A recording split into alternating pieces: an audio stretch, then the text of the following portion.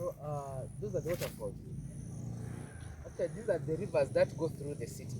Surprisingly, most of those rivers go through the city, and these are the rivers that form up the greatest river, Pologoma, that actually moves to Lake Choga. So Bugisu is gifted that will never go dry without water. All those hills you see in Bugisu have rivers. I'll give an example of River Manafa. Actually, from the top of Mount Elgon, there's Ruakaka, there is Simu, there is Sironko River called Soloko. Yeah. Then when you come to Odale, Namarare is Namatala. That also actually goes through Sajabankuba, through the industrial park to River Mporogoba. Nabuyonga joins Namatala towards industrial park.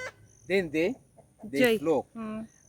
Then also the Matthew here also joins Namatala and the rest.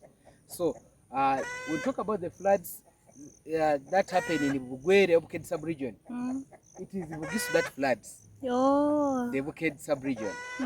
So when you get a better program, especially environmental program, it saves both regions, Bugisu and Buked, because Buked will suffer the effects of Mount Elgon region. And that's beautiful. We are so proud that for us we will never go without water.